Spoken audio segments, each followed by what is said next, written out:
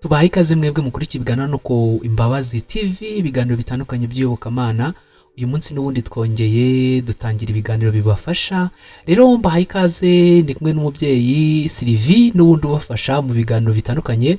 Uyu munsi dufite ubuhamya dukomerezaho ndetse n'ijambo ry'umwuzure budufashe.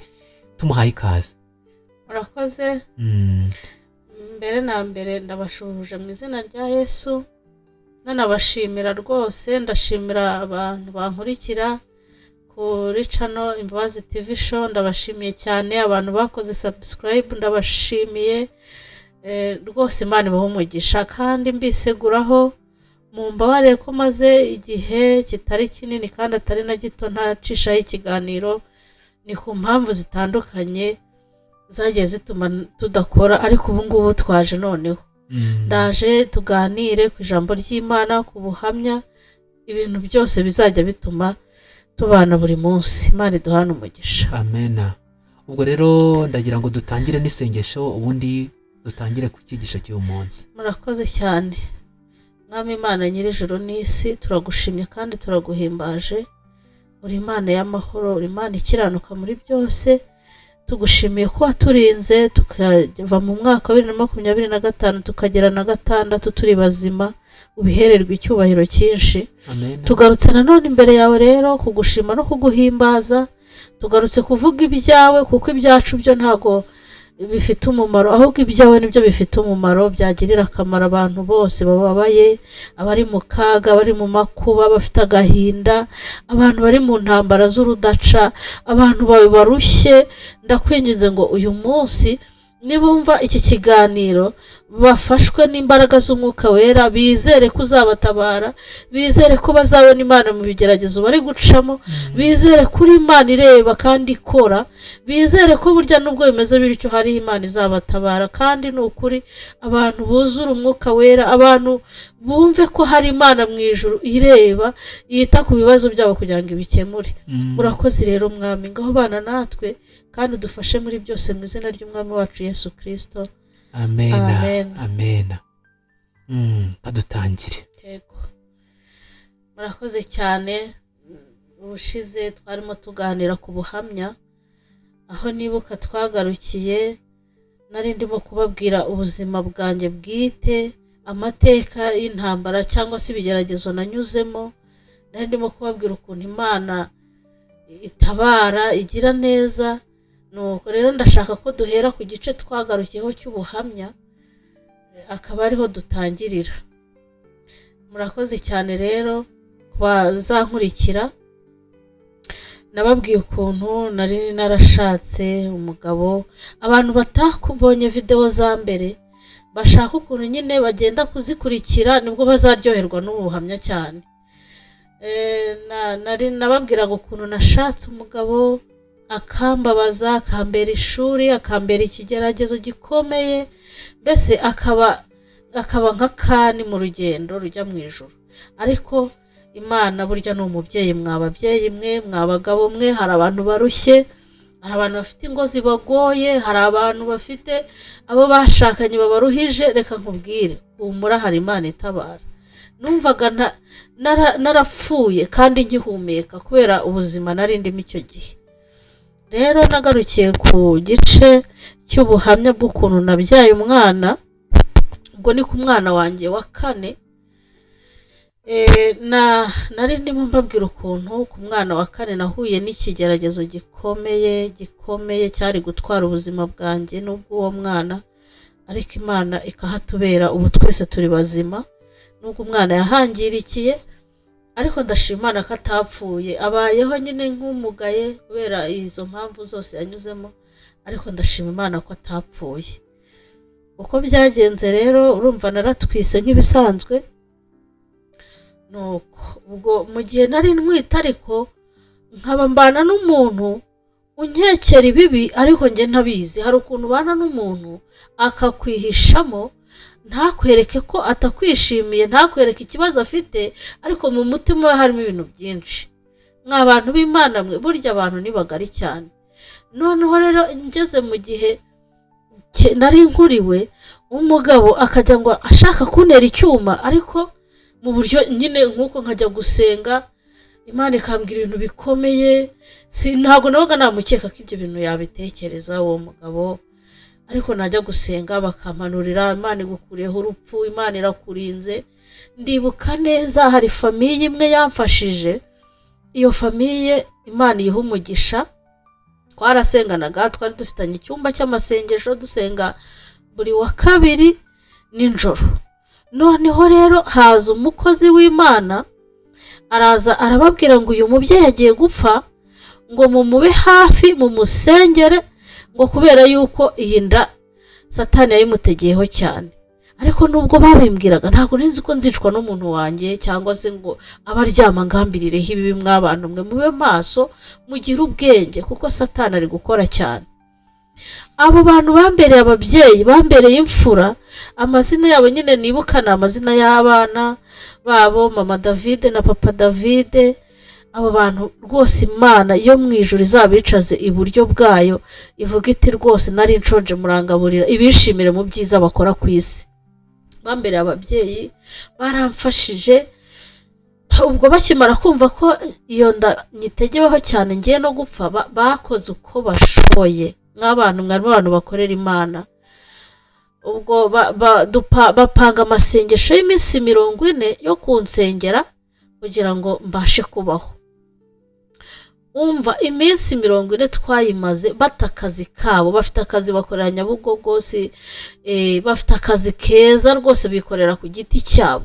Ibaze kugira ngo umuntu ajya ata akazi ke buri saa 6. Barambwiye bati tugiye kwitanga iminsi 40, buri saa 6 tuzajya duhurira hano mu rugo rwacu, batuye ku Gishushu. Nuko dusenga Imana igukurireho uru rupfu. Bakantegera moto saa 6 tugahura mu rugo, bataye akazi kabo. Twamara kuhahurira bakangaburira, bakanyitaho, nuko bakampamagariza abahanuzi bakabishyura bo kunsengera. Mana, hari igihe ubura ikintu uhemba umuntu wawe, hari igihe ubura ikintu witura umuntu wakugiriye neza, ariko nonaha iyo nicaye mbasabira ijuru, kuko mbona ari cyo kintu cyiza kizatunezeza. Rero baransengeye iminsi 40 irashira, bampamagariza abakozi Imana impande n'impande. Nuko ariko Imana ibaha umugisha. Iyo ngeze aha nibuka ko ubuzima mfite uyu munsi mbukesha Imana yabo, kuko baritanze mu mufuka, baritanga mu buryo bwose kugira ngo mbe ngihumeka. Imana ihabwe icyubahiro cyinshi. Ubwo rero mo hagati naje kugera igihe cyo kubyara. Indi mfashe nk'ibisanzwe ku babyeyi barabizi. Umugabo twabanaga icyo gihe anta mu nzu arigendera, ahita akuraho na telefone. Njya ku bitaro, ya Mana ya Aburahamu bari baransengeye iramfasha. Icyakora basanga ngo mfite umuvuduko uri hejuru, ariko Imana niherera ahantu mu nguni ndayihamagara, kuko Imana yaravuze ko ngo bazambaga nkagwa ku iseta, ariko ngo nkabanza ngo nkabora, noneho nkazagwa ku iseta, kuko urumva Imana yari yavuze ngo bazanjyana no mu mahanga ngo ngweyo. Ariko dufite Imana mw'abantu, bantu b'Imana, mumbare mwiringire Imana, mukorere Imana, muyishakane umwete, n'ukuri muzayibona. Icyo gihe rero ikimenyetso cyo kumbaga rese nkibona, kuko bahamagaye ambulance byihutirwa. Ambulance ihageze kwa kuntu nibese mu nguni mpamagara Imana, wa muvuduko uhita uceceka. Bantu baje kuntwara ku bitaro bikuru basanga ndi muzima, ahubwo batangira gushwana ngo kubera iki muduhamagaye kandi umubyeyi ari muzima, kandi no kubera Yesu. Muntu wampimye narabyiboneye, aranabinyereka tugiye gupfa, ariko Yesu ni umwami. Noneho ambulance irantwara, cyakora ngezeyo mbyara neza. Kuva icyo gihe nabyaye saa 3 za mu gitondo, ngeze izindi saa 3 za nijoro, nta kintu ndabona cyo kurya. Mbaba inzara irandya, wa mugabo yakuyeho telefone. Mana we, ntegereza. Ubwo urumva abantu banjye bose bari bari bize, bari mu kazi. Uwo mpamagaye agahita nkubitira amafaranga kuri telefone, ati yeranje aho ndyamye ku gatanda, nta muntu ndi butume, ati basigenda ngurire n'igikoma.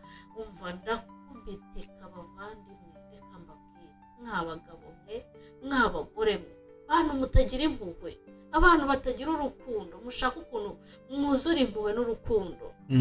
Umuntu yarambabaje, ubwo icyo gihe byageze saa moya za nijoro numva ngiye kuraga ibyanjye mfe kuko numvaga ubuzima bwahagaze. Telefone yavuyeho kuva mu gitondo saa 12 kugeza izo saa moya wa muntu yakuyeho telefone wa mugabo burundu. Egera mikoro. Ubwo rero bene data inzara yarandiye cyakora mpamagara umuntu w'umushuti wanjye icyo gihe ayo masaha avuye ku kazi ahita anzanira icyo kurya muri izo saa 3 Imana imuhe umugisha. Nuko buracya mu gitondo mbese urumva mu bitaro narirwazaga nta mpuhwe zari zihari. Igihe kiragera ndataha. Aha rero niho nshaka kubabwira, niho nabonye ko mu ijuru hari Imana yari yankuyeho urupfu ariko umwana arahigwa bikomeye. Ubwo rero bwo maze gutaha mvuye mu bitaro, murabyumva barokore batwigishaga kwihangana bakatwigisha kubabarira. Nuko nagenderaga muri icyo kigare cy'idini batubwira ko tutagomba gusakuza ibibazo byacu ukipapa ukimama. Ni byinshi nahure nabyo ariko mu ncamake naratashye. Urumva wa muntu kumubaza ngo kuki wantaye ibiki n'ibiki, yewe hari igihe ubura naho uhera ubaza umuntu ahubwo uheranwa n'agahinda. Uko rero wa muntu yagiye agambira kuntera ibyuma ntwite yanda ngo si yewe niko shitani yari yaramwaritsemo. Ya masengesho bansengeraga y'iminsi 40 yagiye ikuraho iyo migambi yose, akagambirira rimwe na rimwe hari igihe ubwoba bwanteraga nkumva ijwi riraje rambwiye ngo nyamara uyu munsi urapfa.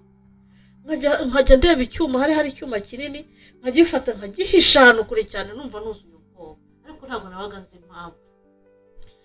Icyo gihe rero yabonye atanyishe ahita yegera ka gahinja nabyaye. Ahangaha mpageze nagira ngo mbwira abagore, niba uzi ko ufite umugabo ukubwira ko akwanga ubwo arakwanga, mwihendahenda ngo niko zubakwa, ngo reka ngo nihangane, ngo nsenga Imana ngo izamuhindura, ngo reka ngo nkomere. Reka mbabwize ukuri, niba umuntu akwanga arakwanga, wihendahenda wikwinginga. Nanjye naringinze nkasenga nkiyiriza iminsi 7 ngo Imana inyubakire, nkiyiriza 21. Mbese narasenze, nagiye kanyarira, nagiye kizabonwa banguka gutabare hirya iriya iyo ngiyo ku igitwe. Narasenze babyeyi bagabo, narasenze. Ariko ikiri mu muntu imbere, iyo umuntu afite shitani mukoreramo, niyo wasenga ukanikebagura ntago bipfa guhindura imiterere ye. Byabaye ngombwa ko rero igihe kigera ubwo kwa kuntu nazanye uruhinja muri ya nzu, ngewe ntago nzi ikipe ndi gukina nayo, ntago nzi ko mbana n'umuntu winjiriwe na shitani. Yegera ka gahinja, uko urumva ukuntu umwana baragahinja aba ari amazi, akagenda afata ahantu hose hari urugingo. Mwababyeyi, ahera ku mugongo, aturitse igiti cy'umugongo hano mu rukenyerero, aragituritsa. Ntumbaze uko yabigenjeje, ariko kuko wa mwana aba atarakomera yafashe aho urukenyerero rw'umwana nyine urabibona utugufa twaraduca bisanzwe, umugongo uracika. Akagenda akajya hano mu kwaha aho urutugu rutereye, arashinguza ku buryo na n'uyu munsi uyu mwana hari igihe kizagera mubereke kuri kamera kugira ngo mutazagira ngo tuba tuvuga ibinyoma. Abenshi bahita bavuga ngo nukuza kwiriza, ngo ntago nje gusaba inkunga, ahubwo nje kubabwira ko mugomba kuba maso, nje kubabwira ko mugomba kumenya ubwenge, mukirinda mukarinda n'abanyu.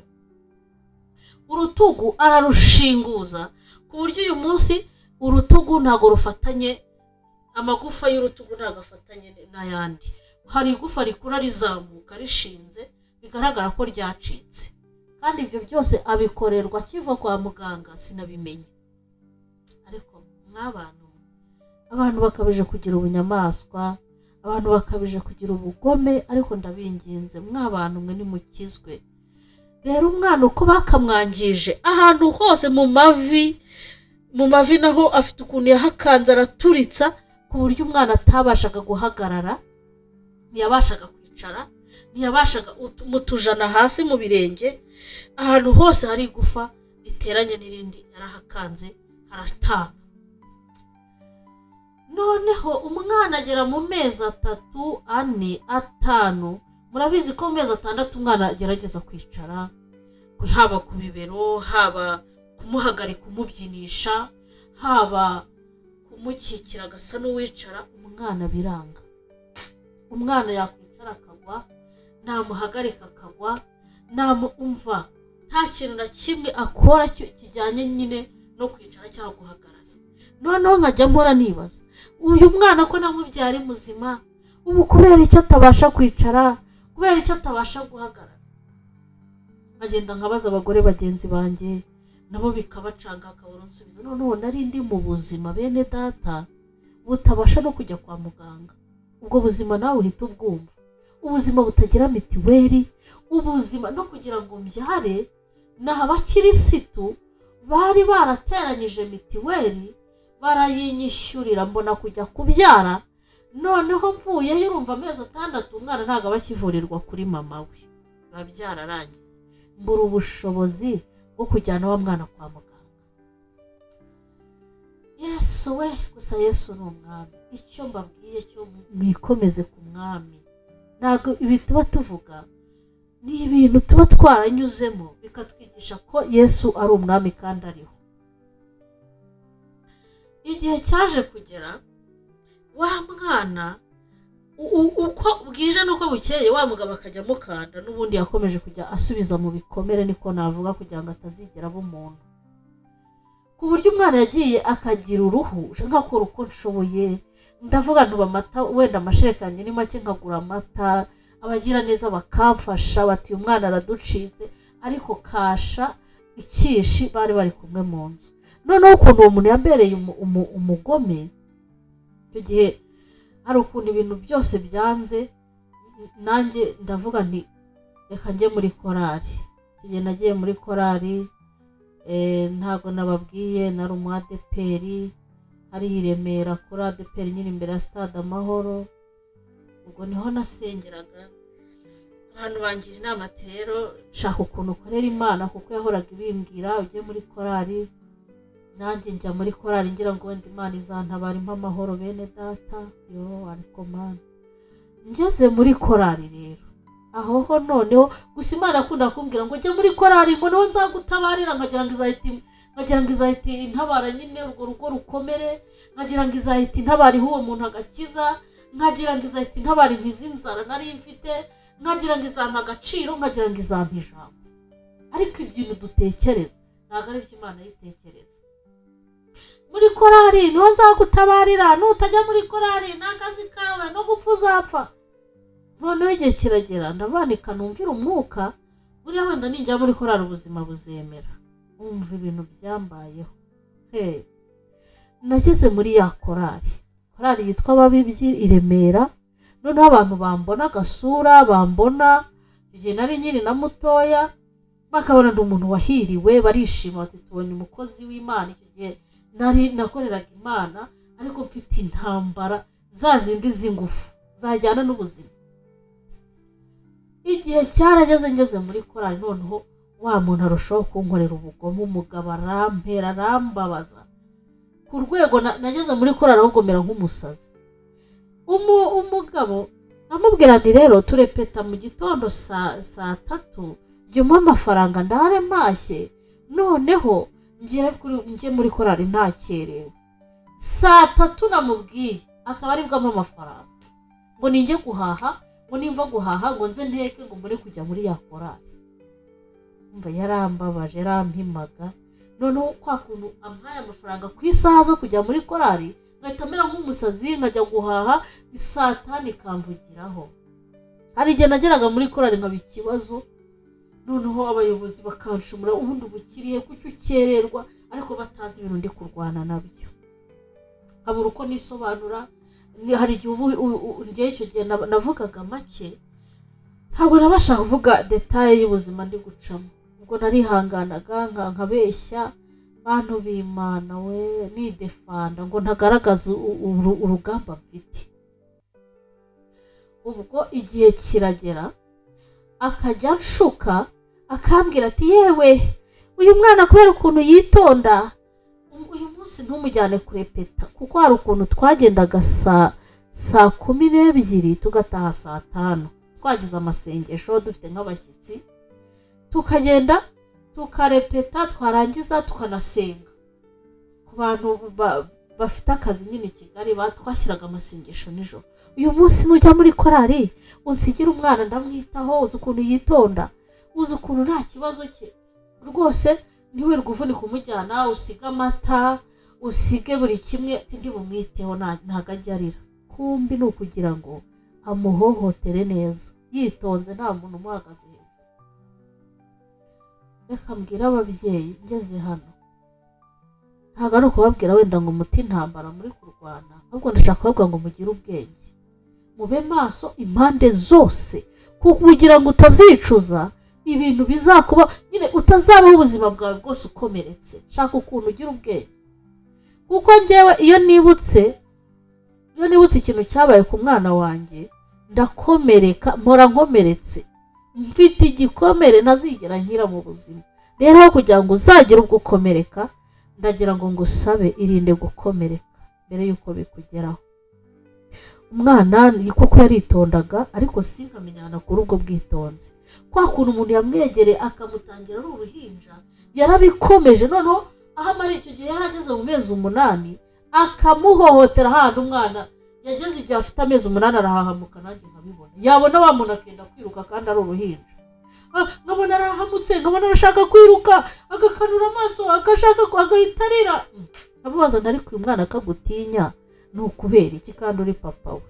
Bene da, mumbabarire, mujye mwiga kandi mufate, mumenye ubwenge. Iyi si dutuyemo ifite abagome. Maze igihe njya ndeba n'ubuhamya bw'abandi babyeyi, basanga burya ibyanjye biroroshye, n'ibyo hari abantu bahohoterwa. Mwikomeza kuba mu bikomere, muzajya muba mwicuza. Murakoze rero, ihangane mfite amagiripe ariko turabigendanamo neza. Ubuzima bwarakomeje, noneho wa mwana kugira ngo nzamenye yuko ahohoterwa byaratinze cyane. Igihe cyarageze noneho wa mugabo ashaka kunyica byenyewe, kugeza ubwo Imana yambwiye ngo mwana wanjye hunga udapfa. Ibi bintu bibaho, nubwo hari abantu bajya baca imanza ngo umuntu ngo yasenye urugo, ngo yataye urugo, oya bibaho. Bikiza ubuzima mu gihe ubona ntabwo ufite muri iyo nzu. None Imana imbwiye ngo nimpunge ntapfa, nanjye nta nzira nari mfite, ariko Imana yabonaga nzapfa na wa mwana agapfa. Kubera iki? Uko kuntu ngo igihe kimwe naramusize njya muri korari, abana nibo babinganirije, ariko tutajyare kuko bari barahahamutse. Barambwira ati rero mama jya ujyana umwana muri korari. Atuguze iyo wamusize ibintu papa mukorera, ngo aramukubita, ngo akamukubitagura, ngo akamufata, ngo agakubita ku misego ku gitanda, ngo agakubita umugongo, ngo agakubita mu mutwe, ngo yarangiza ngo agaseseka munsi y'igitanda. Uruhinja, bantu b'Imana. Nanjye ngo umuntu yambwiye ngo aramwitaho, ngo nimusige, ngo nimuhamufitiye. Nanjye kuko numvaga nta kintu umutima unshinja, numvaga ntacyo ndega, ari papa w'umwana. Abana ndi umukristo, nta byaha njyamo, ni wowe mugabo twashakanye tubyarana aba bana uko ari 4, ntago ndi umupagani, sinigeze nca ku ruhande ngo njye gusambana ngo mbe narazanye uyu mwana. Icyo uzamukorera cyose Imana izabikubaza. Njye nuko nagendaga ntekereza, ariko ntago nanzi ko afite ubugome kuri urwo rwego. Ubwo igihe cyarageze,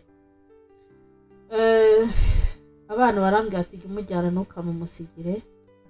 Noneho umwe muri bo nyine niwe wamuhaye story z'ukuntu amukubita, ngo agaseseka munsi y'ibitanda. Noneho mbaza n'abakuru kuri uwo, nti nikoye papa wanyu ajya kubita uyu ati watumva ati nuko tuganga kubikubwira ngo atatwica, ataramukubita, atakamuseseka munsi y'igitanda, ati noneho tukamucunga yasinziriye, ati tukamukuramo, ati tukamuryamisha neza, ati tukiraranira.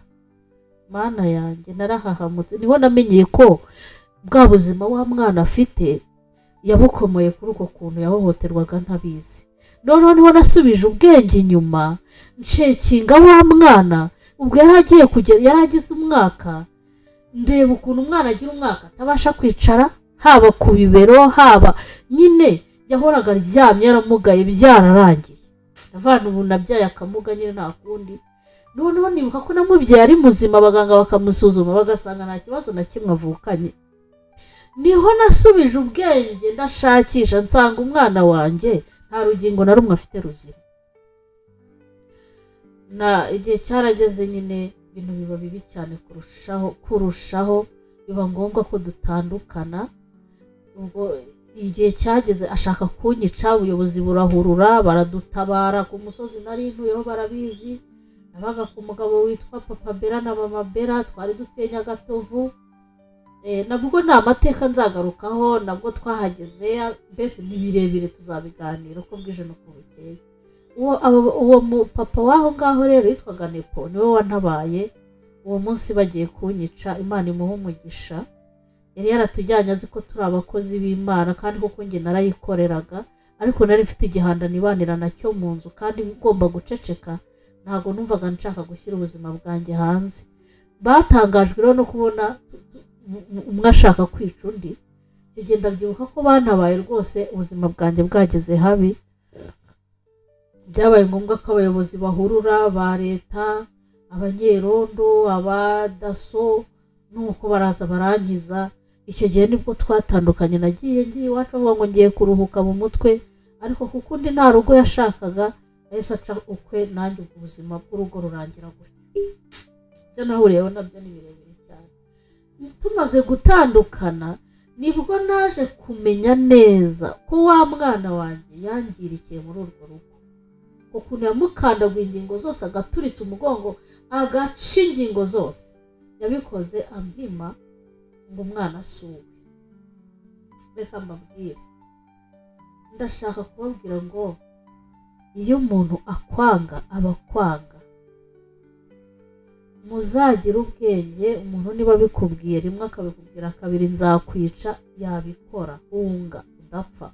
Ikindi, niba umuntu ashidikanyije ngo umwana si uwanjye, kiza ubuzima bw'umwana, buvane mu nzira, kuko burya shitani yamubwiye ko umwana atari uwe, izamubwira kumwica, izamubwira kumugira ikimuga, izamubwira kumubabaza ubuzima bwe bwose.